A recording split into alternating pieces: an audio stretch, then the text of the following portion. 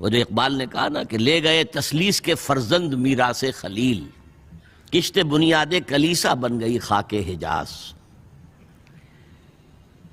تسلیس کے فرزند میراث خلیل لے گئے تھے، بیت المقدس ان کے کروسیڈرز کے قبضے میں آ گیا تھا 1099 میں، رہا تھا 1187 تک، 88 ایئرز۔ لے گئے تسلیس کے فرزند میراث خلیل۔ تو میراث موسوی جو تھی وہ منتقل ہو گئی محمد رسول اللہ صلی اللہ علیہ وسلم اور آپ کی امت کو۔ ان کا قبلہ کینسل، یہ قبلہ آ گیا، تو سب سے زیادہ دکھ تو انہیں تھا۔ اب جو وہاں سے کاؤنٹر ریولوشنری موومنٹ آئی ہے وہ عبداللہ ابن سبا یہودی۔ بعض لوگ آج یہ بھی کہہ دیتے ہیں کہ یہ تو ایک ایسی ہی افسانوی شخصیت ہے، کوئی اس کا وجود ہی نہیں تھا۔ بڑی زیادتی کرتے ہیں، خاص طور پر ہمارے بعض اہل تشیع یہ کہتے ہیں، حالانکہ ان کی کتابوں کے اندر درج ہے کہ حضرت علی نے عبداللہ ابن سبا اس کے 40 ساتھیوں کو آگ میں زندہ جلوایا۔ رجال کشی کے اندر دیکھ لیجئے لکھا ہوا موجود ہے۔ لیکن چونکہ کچھ لوگوں نے شیعت کے لیے لفظ سبائیت استعمال کرنا شروع کر دیا، اس لیے وہ ڈیفنس میں کہتے نہیں سبا تو یہ تو افسانوی شخصیت ہے، سبا کوئی تھا ہی نہیں عبداللہ ابن سبا۔ نہیں، عبداللہ ابن سبا ایک شخص تھا یہودی، وہ اسلام کا لبادہ اوڑھ کر آ گیا دارالاسلام میں۔ حضرت عثمان رضی اللہ تعالیٰ عنہ کا عہد۔ اور ایک مغالطہ میں چاہتا ہوں کہ ان دی فرسٹ انسٹنس دفع کر دوں۔ عام طور پر اتنی غلط طریقے سے تاریخ بیان ہوئی ہے کہ حضرت عثمان کے عہد خلافت کو سمجھتے ہیں پورا کا پورا عہد خلافت غالباً فتنوں ہی کے اندر تھا اور اختلافات ہی تھے اور خانہ جنگ۔ معاذ اللہ، ایسا نہیں تھا۔ طویل ترین دور جو ہے دور خلافت حضرت عثمان کا ہے، 12 سال۔ حضرت ابوبکر کے 2.5 سال، حضرت عمر کے 10 سال، دونوں کو جمع کریں گے تو عثمان کا۔ اور اس میں 10 سال بالکل اسی شان کے ہیں جو حضرت عمر کے خلافت کے شان ہیں، کوئی اختلاف نہیں۔ اور فتوحات کا دائرہ بڑھتا چلا جا رہا ہے، تھمتا نہ تھا کسی سے سیل رواں ہمارا۔ اس کے آخری ایام میں یہ شخص آیا اور اس نے ایک تو یہ کیا کہ پرانی جو قبائلی عصبیت تھی اس کو زندہ کیا۔ خلافت تو بنو ہاشم کا حق ہے، محمد ہاشمی تھے صلی اللہ علیہ وسلم۔ ہاؤ کم یہ ایک بنو امیہ کا شخص کیسے بیٹھے؟ دیکھیے اس شخص نے کتنا انتظار کیا۔ حضرت ابوبکر بنو امیہ میں سے نہیں تھے، لہذا یہ فتنہ اس کے خلاف نہیں ہو سکتا تھا، کیونکہ چشمک جو تھی وہ بنو امیہ اور بنو ہاشم کی تھی، بڑی پرانی تھی۔ یہ بڑے برابر کے یہ دو کلینس جو تھے مد مقابل تھے ایک دوسرے کے، باقی چھوٹے قبیلے تھے، بنو تیم ہیں، بنو عدی ہیں، لیکن مقابلہ تھا بنو امیہ اور بنو ہاشم کا۔ حضرت ابوبکر بنو تیم میں سے، حضرت عمر بنو عدی میں سے، بنو امیہ میں سے حضرت عثمان۔ اب اس کو موقع ملا، اب آیا یہ اموی، یہ بن گیا۔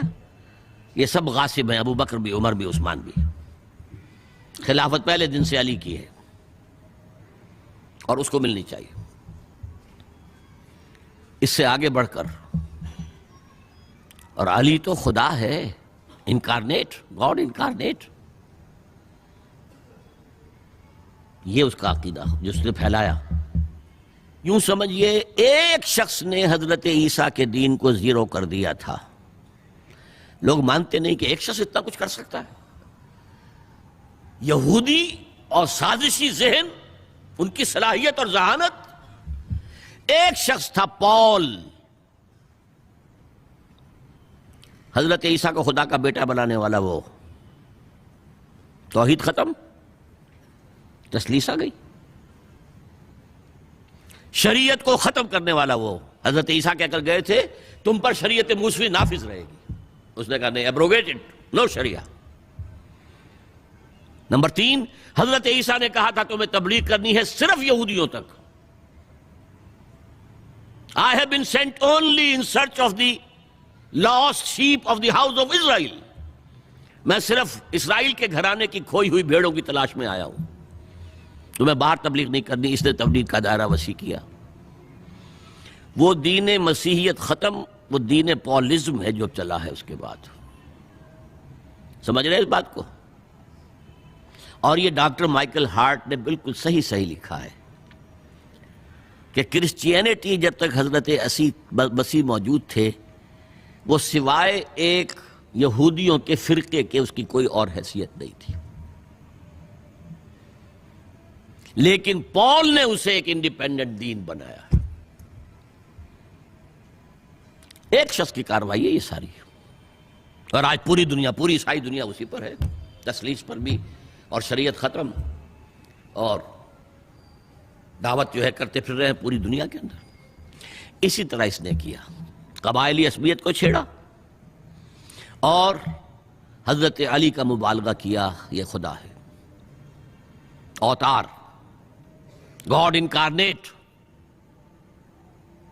تیسرا کام کیا کیا کہ حضرت عثمان رضی اللہ تعالی عنہ اور ان کے جو عاملین تھے، گورنر کوفے کا ہے، گورنر شام میں دمشق میں ہے، گورنر مصر میں ہے، ان کے خلاف پروپیگنڈا شروع کیا۔ یہ بیت المال میں خیانت کر رہے ہیں، یہ غبن کر رہے ہیں، یہ اپنے عزیزوں کو جو ہے پال رہے ہیں، ان کو دے رہے ہیں، وہ اقربا پروری کر رہے ہیں، اور یہ کر رہے ہیں، اور ٹیکنیک کیسی عجیب۔ کوفے میں کوفے کے گورنر کے خلاف بات نہیں کریں گے، دمشق اور مصر کے گورنر کے خلاف بات کریں گے۔ اب کہاں دنیا کے پاس ذرائع تھے کہ کوئی ویریفائی کرے بھئی یہ بات صحیح ہے کہ نہیں ہے، غلط ہے، نہ کوئی ذرائع رسل و رسائل ہیں۔ اور اگر آپ کوفے میں کھڑے ہو کر عثمان نے یہ کر دیا، عثمان نے یہ کر دیا، عثمان نے یہ کر دیا، یہ کر دیا، اب کون اس کو جو ہے اس کی تحقیق کر سکے گا؟ دمشق میں گئے ہیں تو دمشق کے گورنر کے خلاف کچھ نہیں، عثمان کے خلاف، اور کوفے کے گورنر کے خلاف، اور مصر کے گورنر کے خلاف۔ مصر میں گئے ہیں تو اس کے خلاف کچھ نہیں، دمشق اور کوفے کے گورنر کے خلاف اور عثمان کے خلاف، اور پھر ہر طرف سے بلوائیوں کو لا کر گھیراؤ کر لیا حضرت عثمان کے گھر کا۔ یہ تحریک ہے جو بہت زبردست کامیابی سے ہمکنار ہوئی، یہودی سازش۔ اب تمام صحابہ کہہ رہے ہیں حضرت عثمان سے کہ آپ ہمیں موقع دیں کہ ہم ان کا سر کچل دیں۔ آپ فرماتے ہیں نہیں، یہ مجھ پر الزام لگا رہے ہیں نا، میں وضاحت کرتا ہوں۔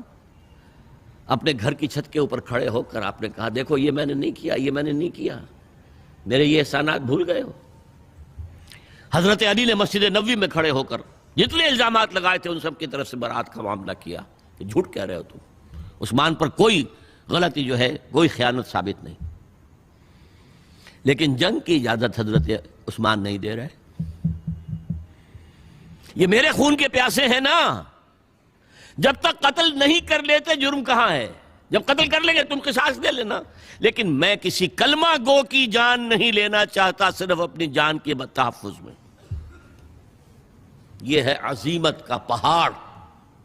لوگ کہتے ہیں کمزور تھے، جان بچانے کے لیے تو آدمی پتہ نہیں کیا کچھ کر بیٹھتا ہے، اور طاقت ہو تو طاقت کو کیسے استعمال کرے گا۔ حضرت امیر معاویہ کی طرف سے پیغام پر پیغام آ رہے ہیں کہ آپ ہمیں اجازت دیں میں فوجیں بھیجوں اور ان کا قلع کما کر دیا جائے۔ حضرت عمرو بن العاص کا پیغام آ رہا ہے مصر سے، آپ ہمیں اجازت دیں۔ طلحہ، زبیر، علی اجازت مانگ رہے ہیں مدینے کے اندر، آپ اجازت دیں کہ ہم جنگ کریں ان سے۔ نہیں۔ آخر کار حضرت علی نے دونوں بیٹوں کو، حضرات حسنین، حضرت حسن، حضرت حسین، دروازے پر کھڑا کر دیا۔ پہرے دار حضرت عثمان کے، حضرت حسن، حضرت حسین کہ کوئی گھر میں داخل نہ ہونے پائے۔ پچھواڑے سے آئے ہیں اور شہید کیا ہے۔ میرے نزدیک تاریخ کی مظلوم ترین شہادت بمانی مقتول فی سبیل اللہ وہ حضرت عثمان ہے۔ بلکہ میں جرات کر رہا ہوں ذرا، آپ کو معلوم ہے علامہ اقبال سے مجھے کتنا تعلق قلبی ہے۔ میں نے ان کے ایک شعر میں ترمیم کی ہے، میں سمجھتا ہوں انہوں نے صحیح نہیں کہا۔ غریب و سادہ اور رنگی ہے داستان حرم، نہایت اس کی حسین، ابتدا ہے اسماعیل۔ حضرت اسماعیل کو اللہ تعالیٰ کے حکم سے حضرت ابراہیم ذبح کر رہے تھے نا، اور حضرت حسین ذبح کر دیے گئے، تو گویا کہ ابتدا جس کی ہوئی تھی حضرت اسماعیل سے، اس کی انتہا حسین پر ہوئی۔ میں کہتا ہوں بالکل غلط۔ ان کو ذبح کر رہا تھا خلیل اللہ، اور ان کو قتل کر رہے ہیں یزیدی اور زیادی اور کوفی. کوئی تقابل ہے؟ وہ قتل نہیں ہوئے، یہ قتل ہو گئے. انہوں نے پیشانی خود رکھ دی.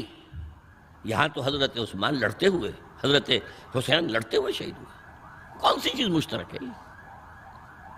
ایک مصرے میں جمع کر دیا ہے. صنعت لفظی تو آپ کہتے ہیں اس کو، لیکن کیا مشترک کیا چیز ہے؟ اور میں نے امید ہے علامہ اقبال سے ملاقات ہوگی اگر آخرت میں، تو وہ میری اس بات کو تسلیم کریں گے. میں نے اس شعر کا دوسرا جو مصرع ہے بدلا ہے. نہایت اس کی ہے عثمان، ابتدا حابیل. حابیل جنہوں نے کہا تھا بھائی جان آپ مجھے قتل کرنے کے لیے ہاتھ اٹھائیں گے تو میں اپنا ہاتھ نہیں اٹھاؤں گا آپ کو قتل کرنے کے لیے. عثمان نے کہا کہ میں نہیں کسی کو قتل کروں گا، کسی کلمہ گو کو. جو مجھے قتل کر دیں گے پھر ان سے قصاص لے لیں. عثمان کے پاس لاکھوں کی فوجیں، سٹینڈنگ آرمیز، پھر بھی انہوں نے اپنی جان دے دی. حضرت حسین بہرحال جتنے بھی افراد تھے بہادری سے، شجاعت سے لڑتے ہوئے شہید ہوئے، اس میں کوئی شک نہیں. لیکن لڑتے ہوئے شہید ہوئے نا، حابیل کی طرح. یہ تو نہیں کہا کہ تم مجھے کرتے ہو تو کر دو، میں تو تمہیں قتل نہیں کروں گا. نہیں. بہرحال یہ جو تھا فتنہ، اس کو کہا ہے اور اس کو کتاب میں لکھا گیا، باقاعدہ ایک تصنیف ہے، الفتنۃ الکبریٰ، عظیم ترین فتنہ، حضرت عثمان کی شہادت. اس وقت عبداللہ ابن سلام رضی اللہ تعالی عنہ ایک یہودی عالم دین تھے جو اسلام لے آئے تھے. انہوں نے کہا تھا لوگو ڈرو، عثمان کے خون کا نہ بہانا. میں جانتا ہوں تاریخ بنی اسرائیل کی، اگر کبھی کوئی نبی جو ہے اگر شہید کیا گیا تو 70,000 آدمی اس کے بعد مارے گئے اللہ تعالیٰ کی طرف سے. اور نبی کا اگر کوئی خلیفہ قتل کیا گیا تو 35,000 آدمی مارا گیا ہے.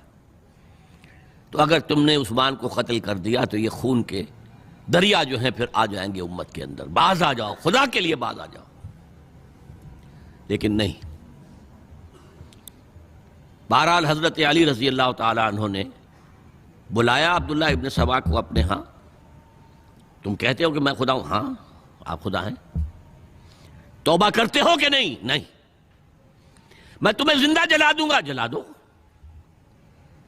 تم خدا ہو، ہماری آزمائش کر رہے ہو.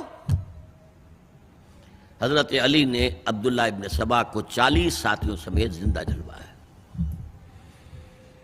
اور یہ سارا کچھ معاملہ جو ہے یہ میں نے آپ کو بتایا اہل تشیع کی کتابوں میں موجود ہے. بہرحال یہ فتنۃ الکبریٰ ہے جس کا نتیجہ کیا نکلا ہے آپ اچھی طرح سمجھیے. وہ شہادت علی الناس کا جو سیلاب جا رہا تھا، جس کی شان کیا تھی، علامہ اقبال کے الفاظ میں تھمتا نہ تھا کسی سے سیل رواں ہمارا. یہ جو سیل تھا کوئی روکنے والا تھا؟ 2 سپر پاورز تھیں اس وقت، ایران، روم. ایران کے چیتڑے ٹوٹ گئے، روم کی 2 ٹانگیں ٹوٹ گئیں. اب کون روکنے والا تھا؟ یہ انٹرنل سیبوٹاج ہے. اس کے بعد جو باہمی خانہ جنگی شروع ہوئی ہے، 1 لاکھ مسلمان ایک دوسرے کی تلواروں اور نیزوں سے ختم ہو گئے.